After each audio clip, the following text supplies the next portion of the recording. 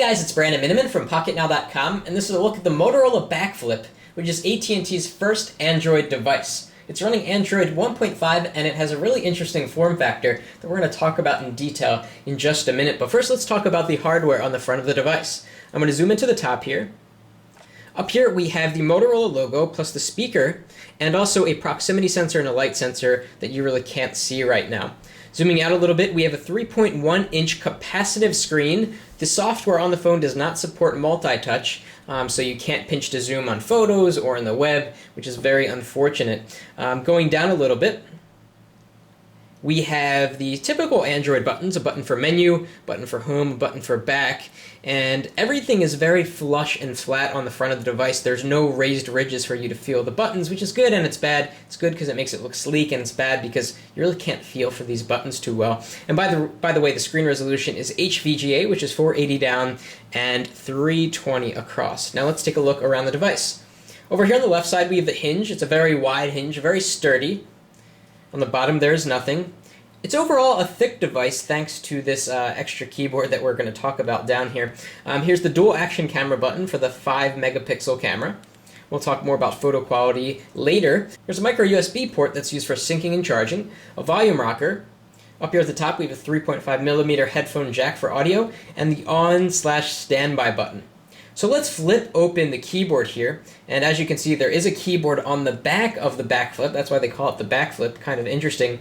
If we slide this open, we get to see this trackpad on the back of the screen. It's very unconventional to see this, and it's pretty cool to have, but it doesn't have as much usability as it really could. It doesn't really live up to its potential.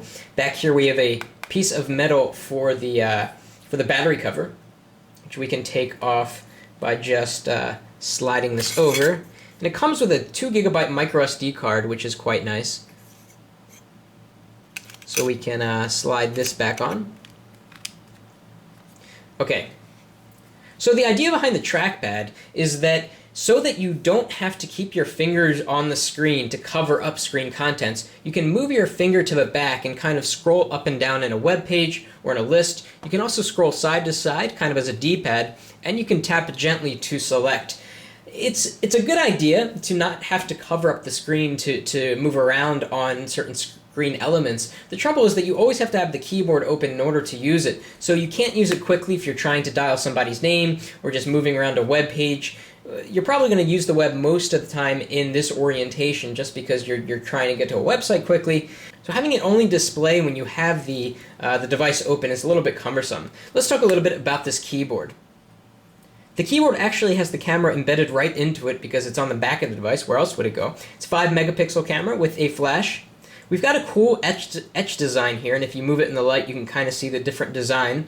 The keys are laid out in a grid, making it a little bit difficult to type. They're not staggered like you'd find on sort of other devices like the Touch Pro 2. And up here we have a search button, a quick link to AT&T's website. Don't think I'm going to be using that. We have an Alt button to get to these numbers, and if you don't find the symbol that you want, you can type the symbol button here and get to that. We have a quick link to messaging, OK. We have a D-pad here, a lot of D-pads here. One on the back of the screen, one down here, and also standard backspace and other things like that. The keys are slightly raised, as you can probably tell in the video here. They're not flat, which is good. They're plastic, and actually the entire phone is plastic, but it has a high quality feel, which is nice, but it does indeed feel thick because of this just large size. I don't consider this device to be elegant. It's a little bit rugged, a little bit crude, but I think it's intended for younger audiences who want something a little bit quirky and interesting, and really that's where this backflipping keyboard comes in. So coming up soon, we're going to talk about the software, the MotoBlur interface on top of Android. We're also going to talk about the general user experience, how it is with email and calls, and how the photo quality is and all that sort of stuff. And if you like our videos, be sure to subscribe to our YouTube channel and just hit the subscribe button right on the page and help support us. That's it for now.